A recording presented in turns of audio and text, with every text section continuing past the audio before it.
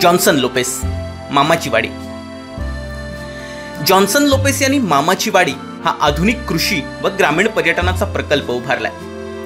अनेक नाविन्यपूर्ण विषय ग्रामीण पर्यटनात आणण्यासाठी युवा उद्योजक जॉन्सन आणि त्यांचा परिवार सातत्यानं प्रयत्न करत आहेत. खरं तर जॉन्सन लोपेस, आपण कोकण विकासाचे भगीरथ आहात. आपलं काम हे सर्वांसाठीच प्रेरणादायी आहे. आपल्या अलौकिक कार्यासाठी कोकण क्लबच्या वतीनं कोकण आयडॉल आदर्श कृषी पर्यटन प्रकल्प साकारण्यासाठी आपला सन्मान करीत आहोत.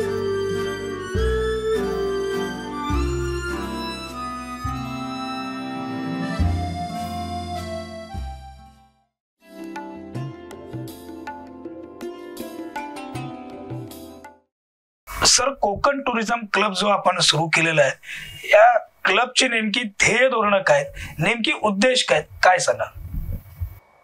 कोकणामध्ये लाखो रोजगार निर्माण करायचे असतील तर सर्वात महत्त्वाचा विषय भविष्यातला आहे पर्यटन.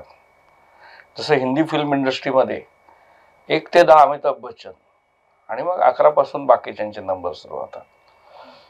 कोकणाच्या विकासाच्या प्रक्रियेमध्ये 1 ते 10 पर्यटन आणि मग बाकीचे विषय, इतकं पर्यटनाला महत्त्व आहे. आणि म्हणून ही इकॉनॉमी आज अगदी रॉ आहे, आज अगदी चुकीच्या पद्धतीने कामं चालली आहेत. पण पुढच्या काळामध्ये टुरिझम हे आंतरराष्ट्रीय दर्जाचं आणि कोकणातलं पर्यटन हे केवळ राहणे, जेवणे, निसर्ग, समुद्र, सह्याद्री, धबधबे असं नाही आहे. हे सगळे कॅलिफोर्नियामध्ये आहे, ते कोकणात आहे. पण कोकणात अजून काही गोष्टी आहेत ज्या त्या पर्यटनाच्या कोर व्हॅल्यूज असायला पाहिजेत.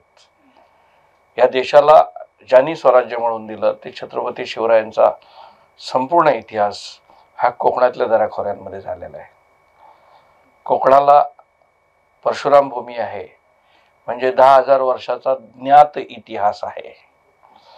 कोकणातल्या गावागावांमध्ये या लोककला, ही संस्कृती, ही समृद्ध जगण्याची पद्धत, कोकणातली मंदिरं, कोकणातल्या पुरातन वास्तू, त्यामुळे आपल्याला आधुनिक पर्यटन हवं आहे. आणि त्याचबरोबर आपल्याला शाश्वत पर्यटन, सांस्कृतिक पर्यटन, ग्रामीण पर्यटन, cultural tourism, folk tourism, nature tourism, bird watching, adventure tourism, ऐतिहासिक पर्यटन, प्रेरणादायी पर्यटन, असे असंख्य पर्यटनाचे प्रकार आपल्याला विकसित करता येतील.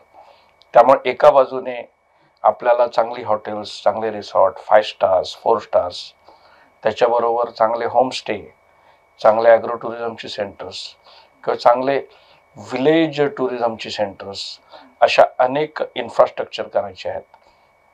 आणि दुसऱ्या बाजूने कोकणाची संस्कृती, कोकणातला निसर्ग, कोकणातला सह्याद्री, कोकणातलं समृद्ध मरीन लाईफ, हे सगळं जगासमोर शोकेस करणारा वेगवेगळ्या थीम पार्क्स करायच्या आहेत.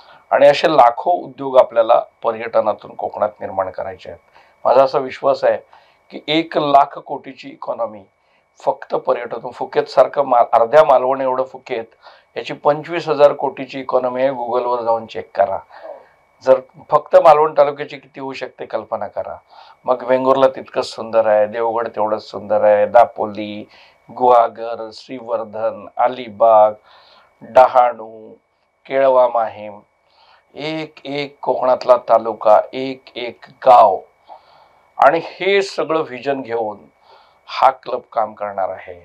यात हजारो उद्योजक निर्माण करणे, या उद्योजकांची सांगड घालणे, या उद्योजकांच्या मार्केटिंगसाठी ओयो वगैरे छोटे ब्रँड्स आहेत, पण कोकणचे, ग्लोबल कोकणचा टुरिझमचा एक मोठा आंतरराष्ट्रीय ब्रँड विकसित करणं, या सगळ्या पर्यटनवाल्यांना आंतरराष्ट्रीय दर्जाचं नॉलेज मिळण्यासाठी त्यांची प्रशिक्षणाची व्यवस्था, त्यांचं एक्सपोजर, त्यांना जगभर फिरवून आणणं, ह्या सगळ्या विषयांवरती काम आपला कोकणचा टुरिझम क्लब करणार आहे.